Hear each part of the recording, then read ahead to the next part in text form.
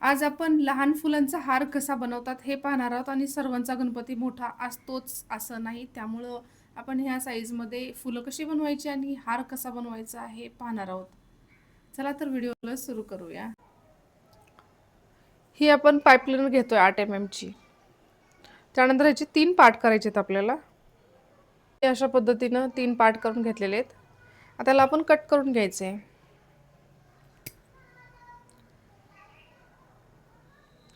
हे 3 कट झालेत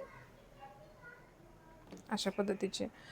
आता दुसरा एक पाईपलाईनर घ्यायचा आहे आपण 8 mm चा नवीन, आणि त्याचे 2 पार्ट करायचे आहेत आपल्याला. सिमिलर समांतर 2 पार्ट करायचे आहेत.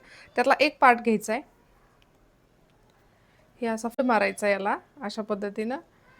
त्यानंतर या 3 मधले हे 3 जे पार्ट बनवले ते छोटेसे, या 3 पार्ट मधला एक पाईपलाईनर घ्यायचा, त्याला एक फोल्ड मारायचा आणि याला या ठिकाणी नेहमी जसं हिबिस्कस जास्वंदीचं फूल बनवतो ना त्या पद्धतीनं हा फोल्ड मारून घ्यायचा आहे.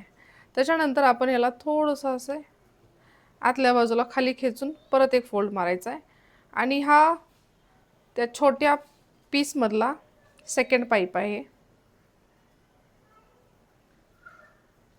त्याला इथं असा फोल्ड मारायचा, जे आपण नॉर्मली हिबिस्कस बनवतो, जास्वंद बनवतो त्या पद्धतीनं.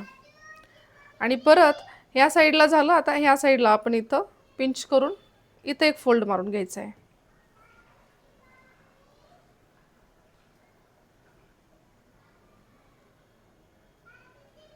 हे पहा,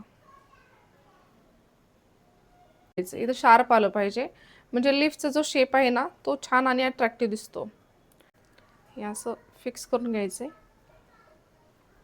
आणि त्यानंतर आपण याला अशा पद्धतीनं शेप देऊ शकतो.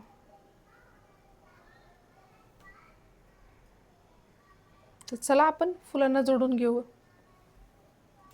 आता या सेम साईजमध्ये प्रत्येकी 5 पाकळ्या बनवून घ्यायच्यात. 5 फुलांसाठी 25 पाकळ्या, आणि ह्या 25 पाकळ्या बनवून घेऊन अशा पद्धतीनं जोडून घ्यायचे आहेत. हे जोडण्यासाठी ग्लूगनचा वापर केला जातो आणि सेंटरमध्ये हे पोलन म्हणजेच परागकण जे असतात ते ॲड केले जातात.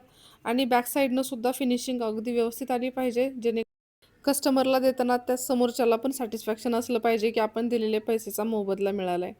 याचा डिटेल व्हिडिओ यूट्यूबवर अपलोड केलेला आहे. तुम्हाला अगदी सविस्तर माहिती पाहिजे असेल तर यूट्यूबचा व्हिडिओ तुम्ही पाहू शकता. यूट्यूबची लिंक माझ्या बायोमध्ये दिलेली आहे.